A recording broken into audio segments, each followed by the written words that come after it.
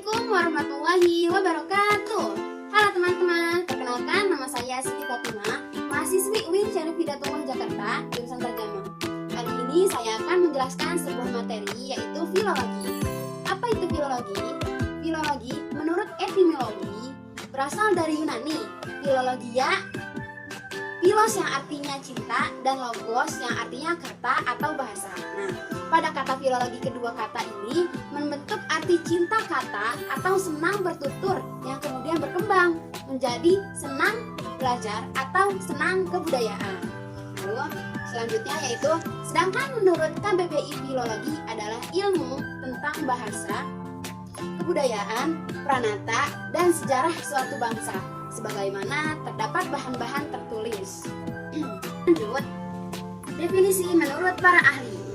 Menurut Trida Laksana, filologi yaitu ilmu yang mempelajari bahasa, kebudayaan, pranata, dan sejarah suatu bangsa seperti yang terdapat pada teks tertulis. Nah, kedua yaitu ada menurut Baroroh Berit, filologi adalah suatu pengetahuan tentang sastra-sastra dalam arti yang luas yang mencakup bidang kebahasaan, kesastraan, dan kebudayaan.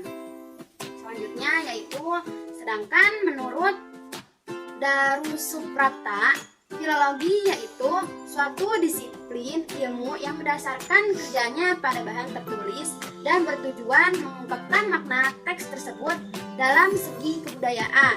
Nah, kita lanjut yang ke slide 3, objek filologi. Nah, objek filologi itu adalah naskah dan ada teks.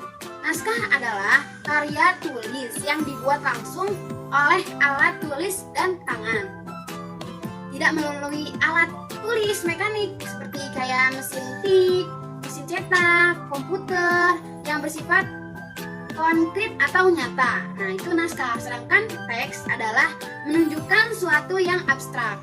Nah, jadi semua bahan tulisan tangan disebut dengan naskah, manuskrip, dan handscript. Nah, selanjutnya langkah-langkah pengkajian filologi. Nah, langkah-langkah filologi ini ada saat nih. A. Menginventarisasi naskah. Nah, B. Mendeskripsikan naskah. C. Melakukan kritik teks. D. Membuat ringkasan. Lalu E.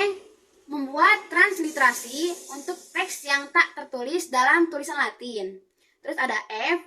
Menentukan variasi dan versi teks. G. Menentukan kerabat teks. H. Membuat edisi teks. Dan I. Menjelaskan serta menafsirkan teks. Selanjutnya yaitu saat melakukan kritik teks, Berit menyebutkan beberapa hal yang harus dilakukan. Nah, seperti A. Transliterasi, B.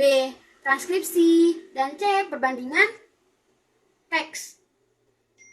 Dan juga ada beberapa langkah-langkah menyunting teks, yaitu A. Membaca dan menilai.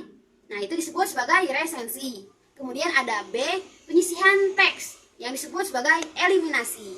Terus kemudian C. Pemeriksaan keaslian teks yang disebut eksaminasi. Nah, selanjutnya metode filologi. Nah, yang pertama metode intuitif. Nah, metode intuitif ini yaitu metode yang menerjemahkan teks secara rasional tanpa menghilangkan kaidah-kaidah yang ada. Terus B. Metode objektif, yaitu yang meneliti secara sistematis hubungan kekeluargaan antara naskah-naskah atas dasar pertimbangan naskah yang mengandung khilafan bersama.